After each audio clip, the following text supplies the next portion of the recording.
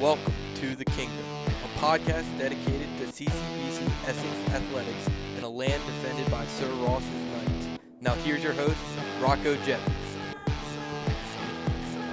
Hello, Knights Nation, and welcome back to The Kingdom Podcast, a podcast dedicated to CCBC Essex Athletics. I'm your host, Rocco Jeppes, and alongside my co-host, Aaron Thomas. How's everyone doing today? I don't think they can tell us that answer.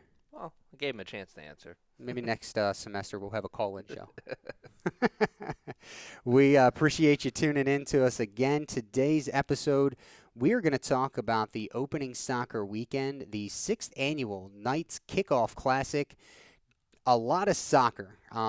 We talked about it at the end of the weekend, and we watched, 8 games of soccer.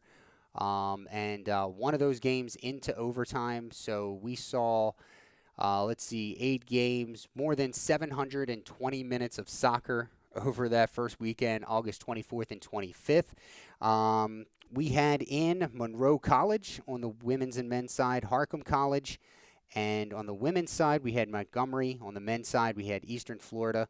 So it was 2 days, 8 games, 5 colleges here at CCBC Essex. We had some highlights and lowlights on day one.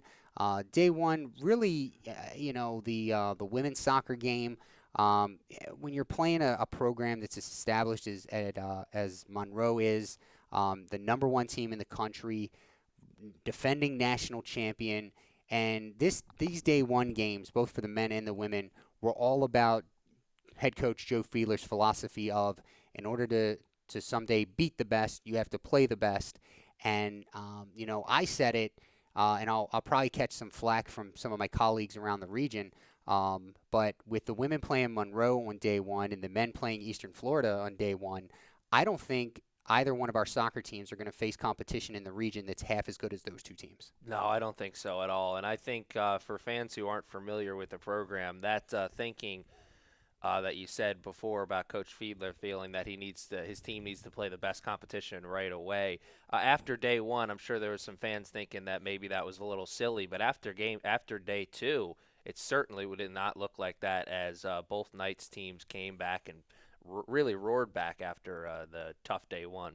Yeah, they did. It was incredible, the difference, and it seemed like both teams kind of learned quickly with those turnarounds. And, that first game for the Knights was actually game number 2 on day 2 when they took on Harcum. And Harcum, no slouches themselves. I mean, the day before, they defeated Montgomery College, convincingly 4-0. And then the Knights come back and take care of them 4-3 in overtime. Really giving us a chance to see who and how the play is going to go for the Knights this weekend. And here's the amazing part, and that I'm not sure a lot of people realize this, but this weekend the Knights were playing with, I know of at least 4, but possibly up to 7 starters who are a little banged up, not quite like, out for the season or anything, but to play the way that they played this weekend without 5 stars. I mean, that's in soccer, that's half of your, take the goalie out of the equation. You have 10 players on the field. That's half of your team. Yeah, and in the training process moving forward, or in the training camp process when you're getting closer to the season, the starters are playing with the starters, so you don't have a lot of opportunity when you're getting ready for the season for players to really mingle and get a chance to play with, first-line players playing with second-line players and so forth and so on. So that was a great test for them. So in the women's game against Harcum, again, they won 4-3 in overtime. The scoring actually got started in the 8th minute with one of my favorite last names to say so far this early season, Sierra Tarantino. And on the assist, Jennifer Kahn in the 8th minute to put Harcum up 1-0. It took about 13 and a half minutes, but the Knights' Kara Dietrich gets her first collegiate goal, and Dietrich out of Perry Hall, and tied up at 1 until the 50th minute when Tasha Dudley on an assist from Tarantino gave the Bears the lead, which they did not hold very long. Less than 3 minutes later, Danny Zachirka gets her first goal on a pass from Michaela Boyle, whose name you'll hear again later. 60th minute, Zachirka picks up her second goal of the game, and she really had a good game. At the end there, she had to come off, and she's technically in some concussion protocol because she caught an elbow on the sideline and the chin.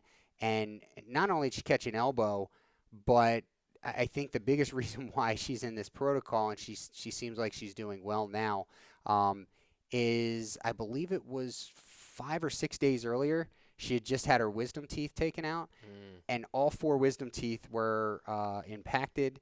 So she had come back from that, and the trainer was working with someone else, and so when she went down, I was on the sideline and went over to her. We thought that she had gotten kicked in the stomach because of the way she went down and held her midsection, but she was, I told her, let's roll over, and I was like, what happened? And she caught an elbow in the chin, and she was worried. She was actually worried she was bleeding, and I said, no, you're not bleeding. And then the trainer got there and took care of that. But she took 4 shots, 3 of them on goal, and 2 goals. I mean, when you're looking at percentages of soccer players and shots, yeah, you'll take that every day. Yeah, and the coaching staff, I'm sure, is looking at those stats after the game, and that's something that speaks volumes to a coach when he looks at that stat line at the end of the game.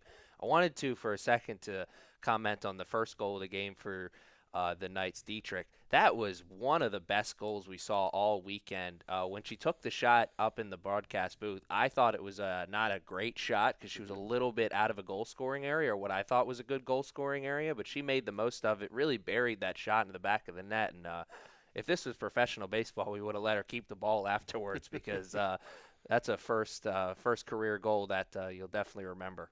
Yeah, she's something else. We talked about it on the second podcast of the season when the women scrimmaged Goucher and defeated Goucher 2-1. She scored both of the goals, and I'm led to believe one of those goals was ripped from about 35 yards out.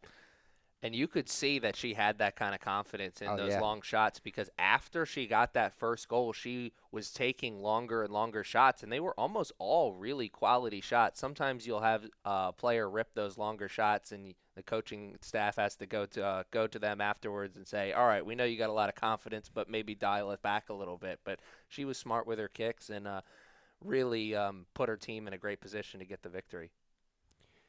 All right. Well, moving on to a little bit later in that game, as I click around here, this is the part of radio where you're glad for editing, but we'll probably just leave it in there because, it's good to see that we're human too. So tied up at 2 going into the break. Coming out of the break, things seemed like they were continuing momentum-wise for the Knights. They scored. Danny scored that first goal in the 52nd minute, and then she came right back out in the 60th minute out of the halftime, and she picked up her second career goal to give the Knights a 3-2 lead. The Knights were able to hold on for a little while, but less than 20 minutes later, Kaylee Siriana got a pass from Kamenetsky, and she tied the game up. So, us being in the athletic operations business and having already watched 5 full games for the weekend, we're looking around the scores table on the sideline for the person that said the words overtime because, that's the only time you go to overtime in soccer is when somebody mentions it. And I didn't even know that as I see Aaron pointing to one of our interns off the recording studio here that they mentioned those words. So that explains exactly why we went to overtime in that game. You speak it into existence. It will happen. That's exactly how it goes in sports. Luckily for us, we did not have to see the second 10-minute overtime period because in the 98th minute, amongst much confusion, taking a crossing pass from Michaela Boyle, Riley Faulkner gave the Knights the win, and with the call, our very own Aaron Thomas. 30 minutes of this game.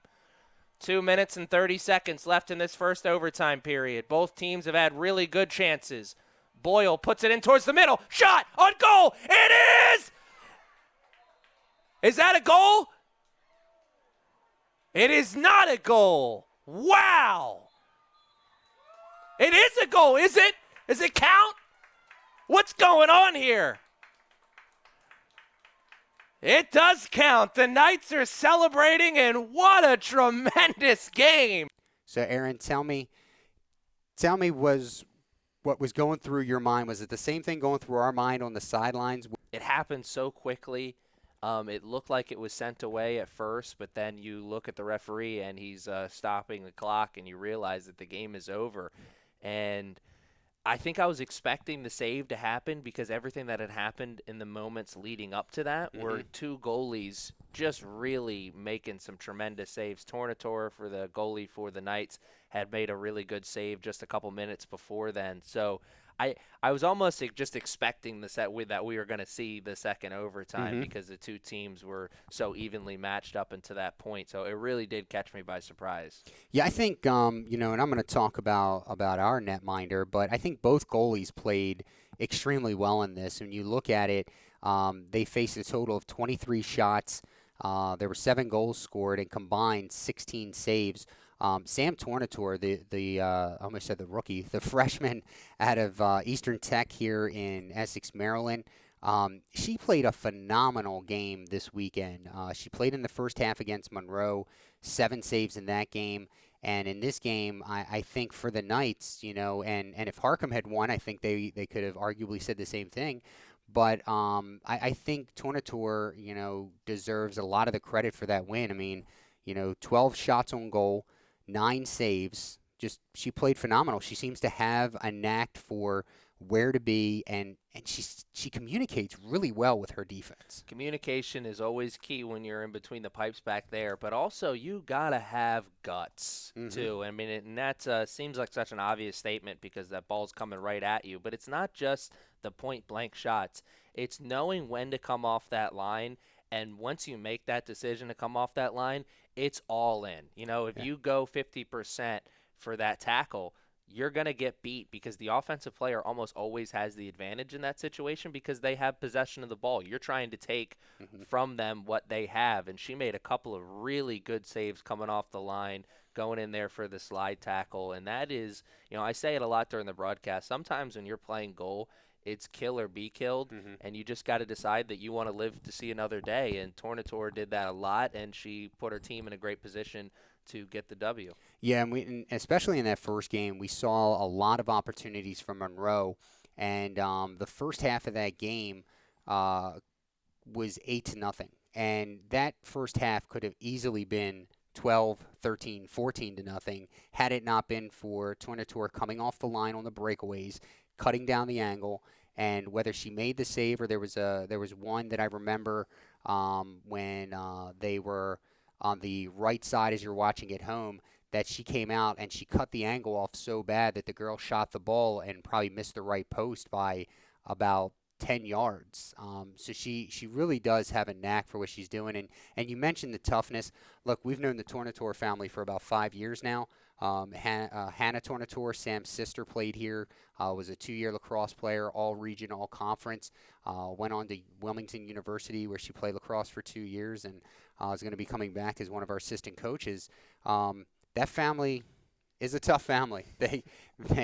They breed some good, tough, technically sound athletes, and Sam is definitely an example of that after this first weekend. They make them a little bit differently in that household.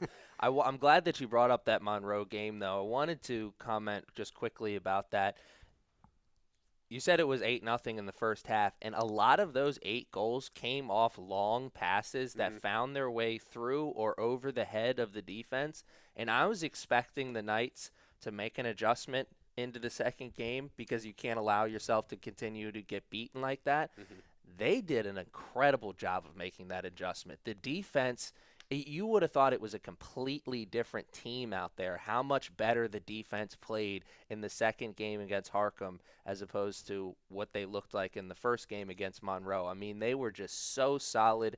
Eske, and also I'll look up, make sure I get the player's name right.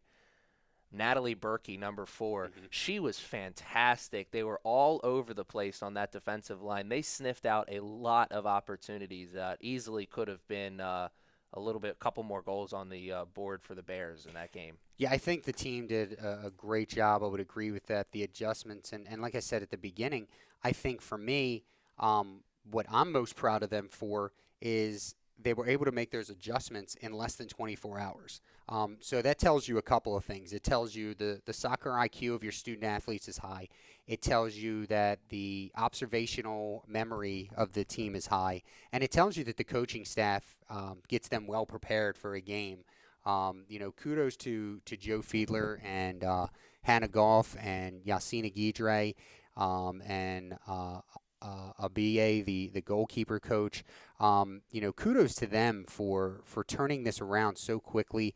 And I think if we had an assistant coach of the year, I mean, I know we're only one weekend into the season, it would be a tough choice for us because all those assistant coaches this weekend were able to do that.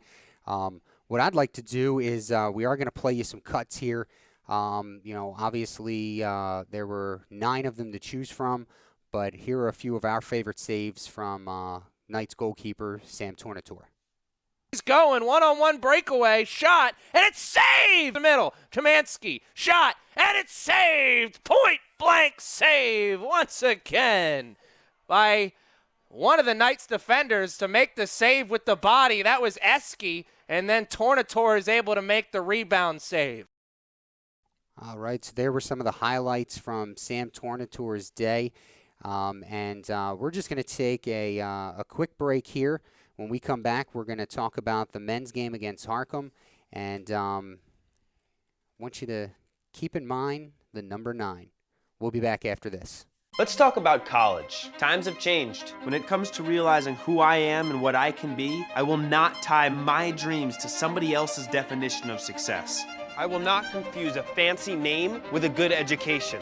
For all the practical thinkers, the achievers, the can't wait to get started types out there, your community college is waiting. Rethink what's possible with CCBC. Visit us online at ccbcmd.edu and see what you can be. And we're back. Rocco Jeppe alongside Aaron Thomas on the Kingdom Podcast, the podcast dedicated to CCBC Essex Athletics.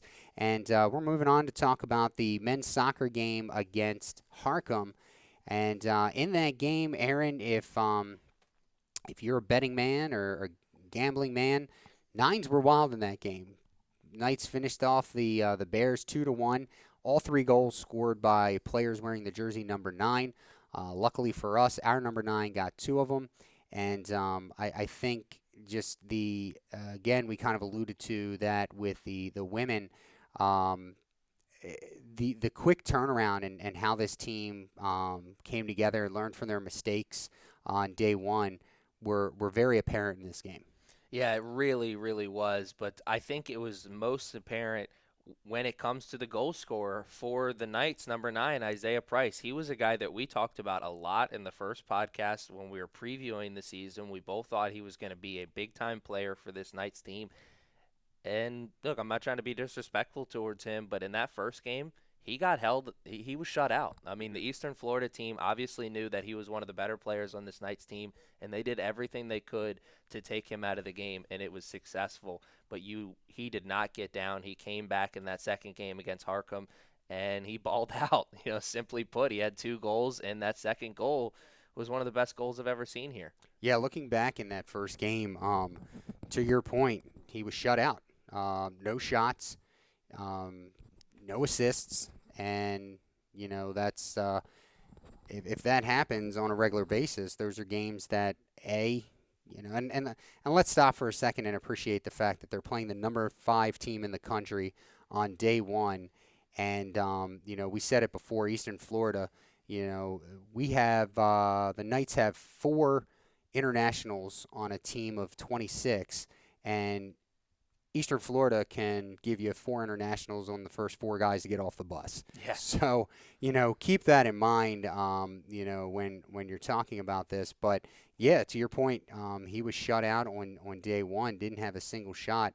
And then day 2, again, the Knights learning from their mistakes. He took 5 shots and put 3 of them on goal. Very, very productive day from Isaiah. Absolutely, and I don't want Isaiah or anybody else thinking that listening to this to think that we're being disrespectful to Isaiah. I'm heaping nothing but praise on him because he really showed what kind of man he is coming back from a game like that. He easily could have come into this game with his head held low, but he didn't. And also on top of that, those 2 goals, he got the yellow card as well early on in the first half. I believe he got that yellow, and he found a way to come back into the game and play with some poise and make sure he didn't pick up that second yellow.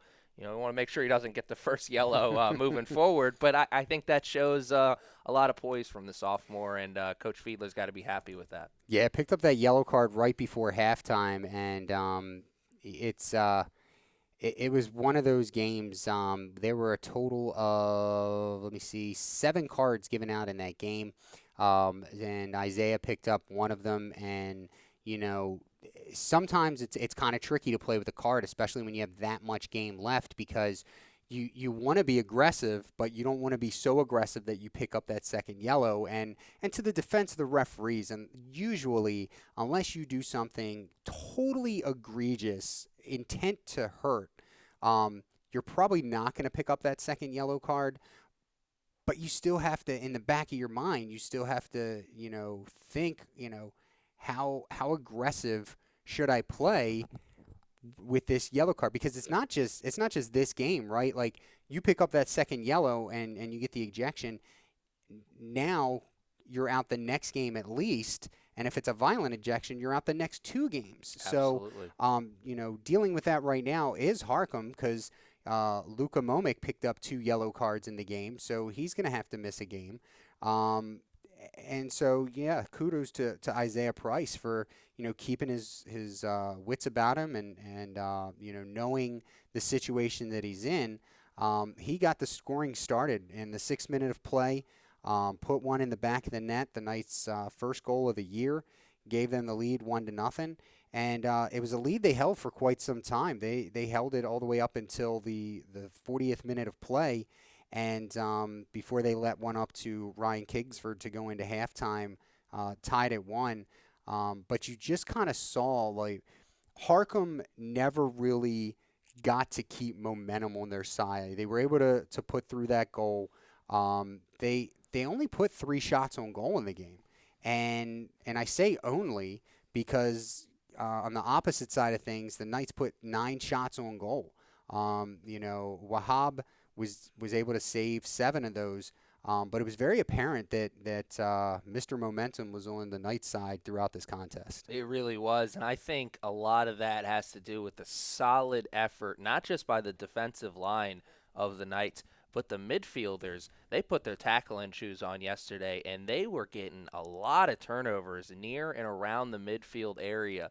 And that is going to go a long way in keeping that momentum on your side when you are not allowing the other team to have those offensive opportunities and to be able to string together passes. Because the Knights, they're not a team that's going to get beat with a long pass. They have a lot of really good athletes on the team. You're going to have to beat them with short, precise passing, and they weren't able to do that, the Bears, against this Knights team, because the midfielders, like I said, they put their tackling shoes on and they came out to play. Yeah, another player for the Knights, another student athlete that I think had a good game that got kind of beat up day one is Dago Adachi from Japan. He got Eastern Florida played him pretty physically, and Dago, he's kind of a tall kid. He's not short in stature by any means. I'm trying to pull him up here in the roster as we speak, but. He stands at 5'9", and very much a technical, aggressive type of forward on this team, and you could tell he learned a little bit from day one too, because he took 4 shots, put 2 of them on goal. But I think if this had been a game that would have gone to overtime, I don't think I would have been as nervous and anxious as I was for the women's game, because with how the Knights were putting pressure on the Bears starting goalkeeper, I would have felt confident going into overtime with this team. Yeah, that's the confidence I had during the second half, where I kind of knew that the Knights were going to break through at some point. They had a penalty kick. I don't remember if that was late in the first half or early in the second half. They had a penalty kick that was saved, a tremendous save by the Bears goalie there to send that away. But you kind of knew even before then the Knights are going to break through in this one because they were keeping the pressure on them. I mean, they at no point did they let up at all in that game. And I tell you, another thing that really stood out to me about this Knights team is just how deep of a team they are. I saw that Coach Fiedler went to Hoffman, put him in on the defensive line in the late second half of that. That's got to be such a luxury for Coach Fiedler and the rest of that coaching staff to have. Trevor Hoffman was a guy who played, I may be wrong on this, I'm fairly certain he started every game last year. He didn't start any of the games here over the weekend, but he was able to come into that game and play like the sophomore that he is and really give a comfort to that defense, knowing that he knows where to be and what play to make, and shows what kind of confidence Coach has in him to put him in on the defensive line late in that game. Yeah, and we never got any type of confirmation. To be honest, never really asked about why Trevor wasn't starting this weekend. But last year started 21 of 22 games. So to your point, definitely was a mainstay. I think what you're seeing this year is, again, another point you made is with the depth, you can rest a Trevor Hoffman and bring him off the bench, and you can rotate, Will Tenay and, some of the other players on defense because you are so deep. I mean, we got the transfer of Rezan, his last name is escaping me, Ahmeti.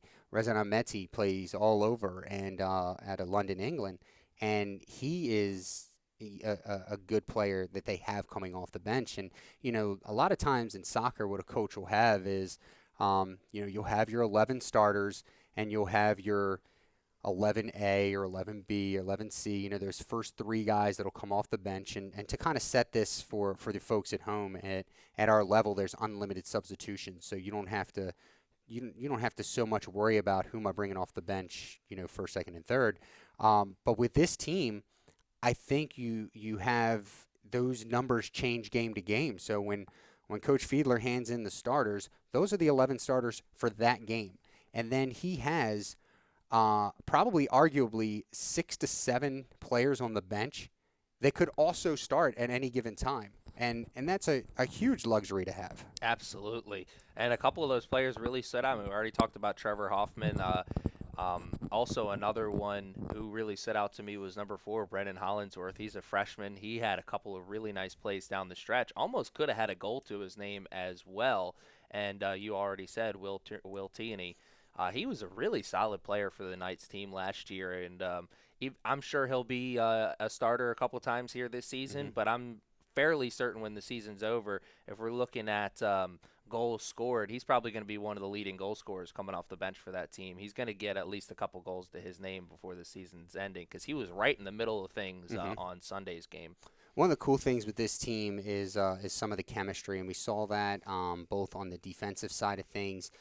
We probably saw the ball played back to the keeper more this weekend than we have in any given weekend during the Fiedler tenure. And that's because this defense is really confident. Some of this chemistry that I speak of, one of the really cool parts of this chemistry is that the 3 Japanese players, Renya Soi, Dago Adachi, and Kota Tuchizawa, they're rooming with Isaiah. So, one of the things that's really cool we'll get to here in a second. Another cool thing is, they're learning English and things, and they know a lot. One of the words that I definitely know that Dago knows is Ike, because that's all we heard on the sidelines when those two were on the field together, is him yelling Ike's name and asking for the ball. So they work really well together, and that's again one of those chemistry things that you build through practice, but then you build off the field as well, and that camaraderie on and off the field is very important to the games. Yeah, it'll be interesting to see how much that camaraderie and that teamwork improves moving forward in the season, because you didn't see a lot of it on in Saturday's game against the Titans, but you saw a lot more of it on Sunday. And when you have a goalkeeper like number 45 Jack Roby behind there, who not only is really solid with the hands,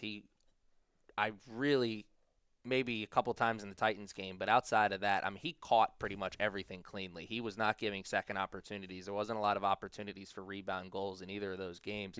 But he's got a really, really strong leg and a really accurate leg as well. When you can see up there in the broadcast booth, when he gets a hold of one, there's a lot of backspin on that ball, and that really helps a teammate locate it in the air and then track it down, because it's going to stay up in the air a little bit longer. Yeah, he does have a boot, and that was apparent to see.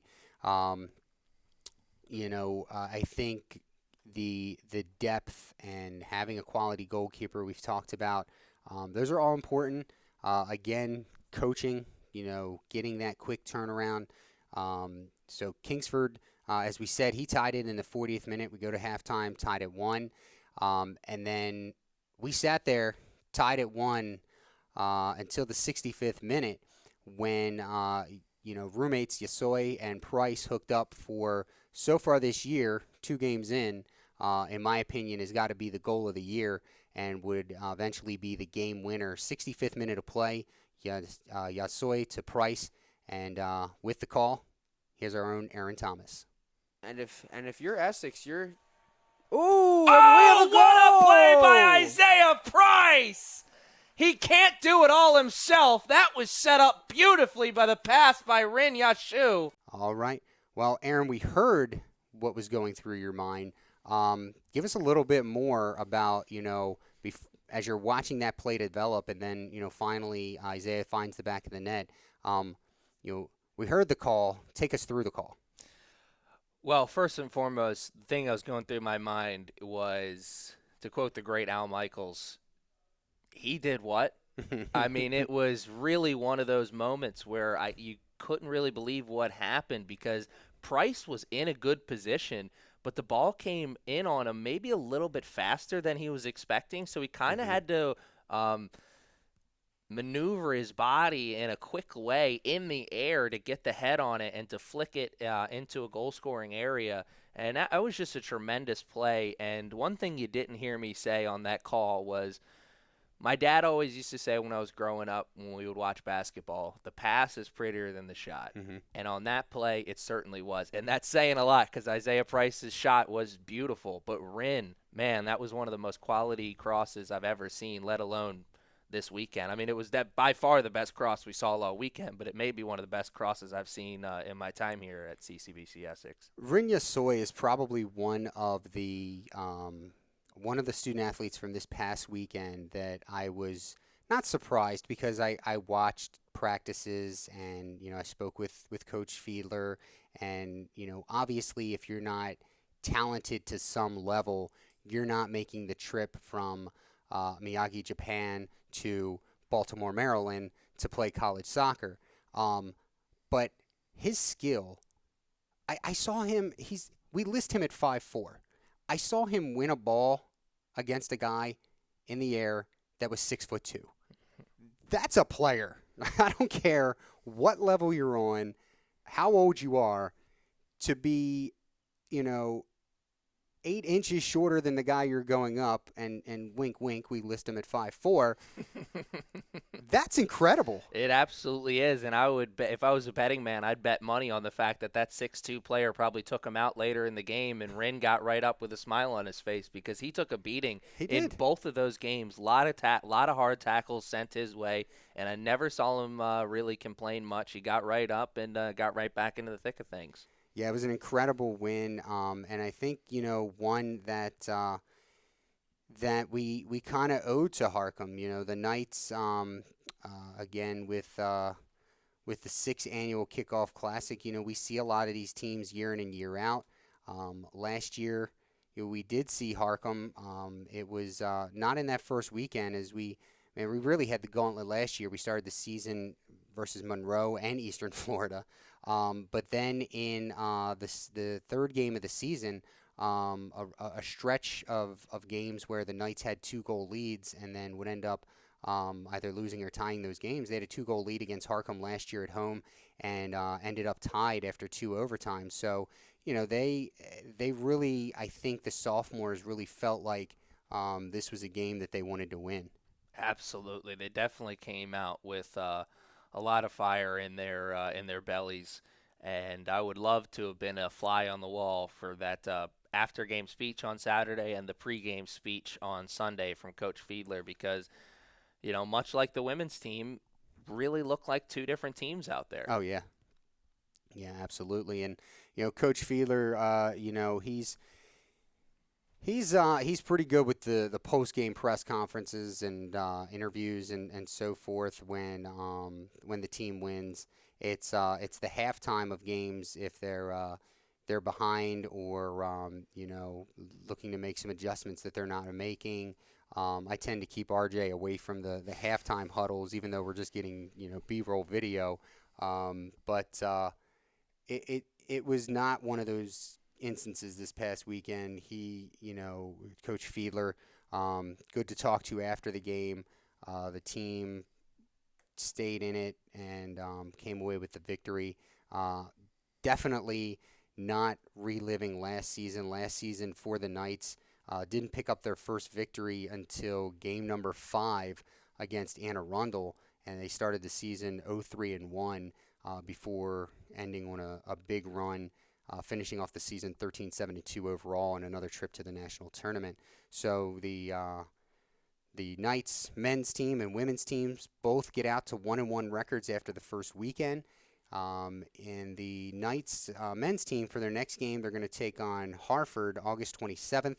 We hope to be back on the air with a review of that game as well. And before we let you go, just want to get to one more shout out to our community members at Mindful You Yoga Studio.